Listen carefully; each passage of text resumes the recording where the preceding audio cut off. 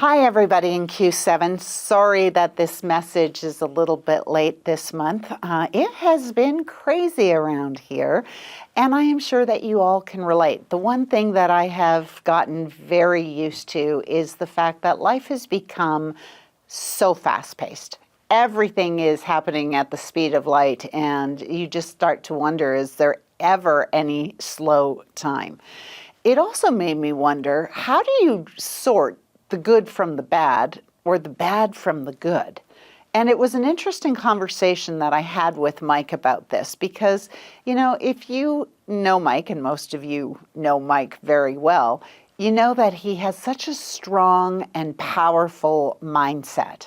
Something can go wrong and I look at him with exasperation and I just simply look at it and go, oh, how do we deal with this? And Mike looks at me and simply says, well, first of all, it's not that bad. So here's what I want to talk about for June. Good versus bad, and how you look at it and what you focus on. So from that, what I mean is, you know, obviously we all have a viewpoint. We look at something that has happened, and maybe you can relate to this. Something happens and to you, it is a very big deal.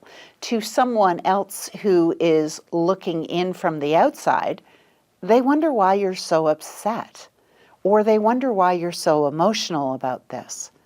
And this is something, you know, maybe this talk is more for myself in a personal journey on this, because I find myself sometimes your reaction and your first response, we've always said you can't control, but you can control your second. And that is one of the things that Mike has taught us forever.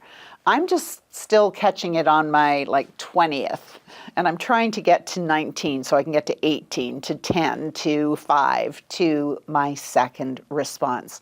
But I want you to think about this. Look at every situation and say, is there a good side? Could there be a good side? Is this something that is going to be a lesson?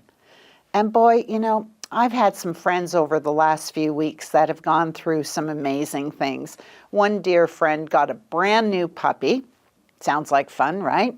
Takes the puppy out for a walk, trips over a stone, and cracks her kneecap in half. Absolutely in half. She is now laid up for the next 6 to 8 weeks and will face months of physical therapy. Kind of hard to find the happy side in that, but on the good side, maybe it's an opportunity for her and she can't change it. So being angry about something you can't change isn't going to help her. So if she can refocus and reframe this and look at it in a different light of saying, well, it's forced downtime, but I can use that to the positive. So since Q7 is generally about asking questions, I have a couple of questions that I want to ask you regarding something being positive or negative, good or bad. So let's say that something has happened, a deal falls apart. Obviously, we're upset about that happening. You don't want a deal to fall apart, but here's my question. What does it do to your mindset? Okay. What is the cost of the negative versus the positive? The negative is obviously being very emotional about it, being upset about it, being short-tempered with the people around you, whereas the positive will be, yeah, deals will fall apart, I'm not happy about it, but I'm going to go get the next one. You're going to go get the next one irregardless. So why focus on the negative? Why lose the energy to the negative? Why let your mindset go in the tank? How many times have you had something that has affected your mindset and a week later you think to yourself, why did I let this happen to me? So it's not just if it's good or bad, it has a cost. It has the cost of your mindset if it changes. So staying positive, obviously better. Let's look at your emotions.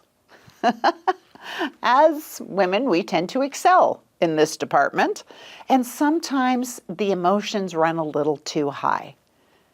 Again, we've always heard Mike say, keep your emotions between the lines. And for some of us, the lines have to be a little bit closer than the tip of California to the tip of Alaska. Let's make them a little bit smaller. Let's make it a little bit more manageable. Think about this. We're the only ones who benefit from this if we were to shrink our lines and keep our emotions between the lines.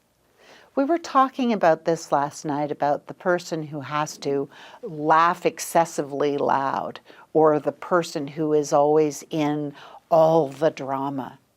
Is that you? And if it is, let's work on toning it down a little. Let's give up on the drama. Does anybody out there not have something happening in their life right now? I think we all do. But we really don't need to hear about why somebody else was late. And there's, Mike will make this saying every once in a while, or he'll respond with, no one really cares. And thankfully, we have some amiable and expressives out there who do seem to care and always want to know. But it's not going to help them, and it's not going to help you. So the cost of your emotions and what that does to yourself and to your production and to your focus works against you. The third one is obviously production. If you're having a bad day, it's hard to approach the day with energy and enthusiasm and being positive. If a challenge exists, it exists. Are you going to give it more weight and give it more opportunity to define you and to confine you by giving it a negative connotation? It's going to happen, so let's understand that we have the choice of how we look at it. We have the choice of giving this the power to be negative, or looking at it and saying, I'm moving forward and focusing on staying positive. The next one that I wrote down was, what is the cost of this to relationships? Okay.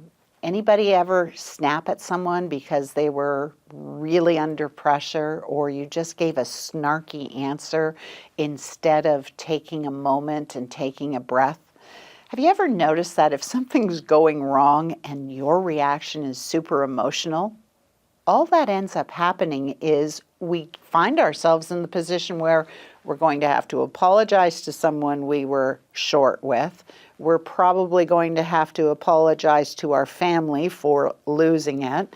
We may need to apologize to a seller or a client because we just had such a bad reaction to something that they don't have any part of. So again, we have to think about this and say, when something happens, why do we want to pour gasoline on it? Why do we want to take a small flame and make it into a massive fire? It's so draining in so many ways. The next one was the cost of the time involved. And I'm sure you're seeing a pattern in this by now. There's not a lot of good that comes out of negative. It's pretty, when you think about that for a moment, you would go, well, yes. That makes a lot of sense. How does good come out of negative? So look at that and try and catch yourself in that before you get down that rabbit hole. The last one that I had written down was simply attitude. Is the attitude, I can accomplish this, I can get through this, this too shall pass. One of the great friends and coaches that we have is Gayle Weinberg, and we've often talked about the fact that this too shall pass, and the other is the best is yet to come. Years ago for my birthday, Mike gave me a little button to wear on my lapel, and it said, I have survived everything that has come my way. Think about that for a minute. And for a lot of you, you have gone through some pretty major events. And we all have something that has happened, and yet here we are today. We always have the choice of whether we grow or we cower, whether we get stronger or whether we let negative things define us. The item that has happened has happened. It's there. It's done. You can't change that. The only thing that you can control is your reaction to it. Right now in the real estate market, there are some of you who are having your best years ever, and that's exciting. And there are many of you who are really struggling at it. This is an opportunity. This is the opportunity we have to really define our skills, to really hone our skills. You know, at least you have the skills and you know what to do. Yes, it's a little bit harder. However, diamonds are made by pressure. And that is something that you all have within you. You have the choice. You have the opportunity to look at something and say, oh, hang on a second. I see it right now as a negative, but I'm going to change my viewpoint. I'm going to change my focus of this, and I'm going to look at it as a positive. A few days ago on one of the tour stops, Mike made a comment that I thought was so impactful. He said, you know, people have a really hard time changing their behavior. And I thought about that because so many people get into coaching because they want to change something. They want to change a behavior. They want to change their skill level. And yet, if they're not willing to do the work, it's really hard to change. But to change your thinking, Mike had said, we don't want to necessarily change how you're thinking. We want to expand your thinking. And here's the example that he gave. Right now, I'm sitting in a studio. You see what is around you on screen. So that is the focus. That is the framing of what is happening right now. But if we could back it out and expand, you would see that this is actually a studio in our office. And then it would get bigger and bigger, and you can see more of the picture that is involved in this particular shot. So what I want you to consider is every time something happens, just take a step back and look at it and think of what is the bigger picture? What else is happening here? Is there something that is positive for me to learn and grow from? And the answer is yes. It's always yes. Everything has the learning lesson attached to it. Things don't happen for absolutely no reason. I heard this great line the other day that said, nothing is random. Think about that for a minute. Everything that happens in your life happens for some reason. Do we understand it? No.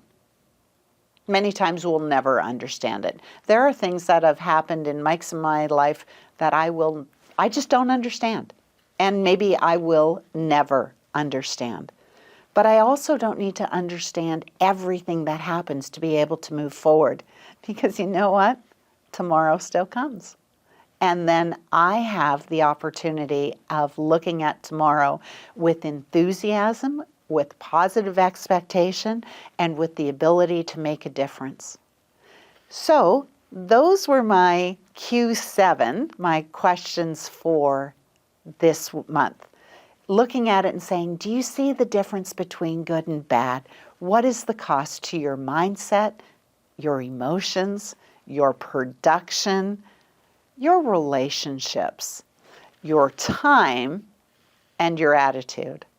You know, I'm a firm believer, and I will tell you right now, I am a work in progress.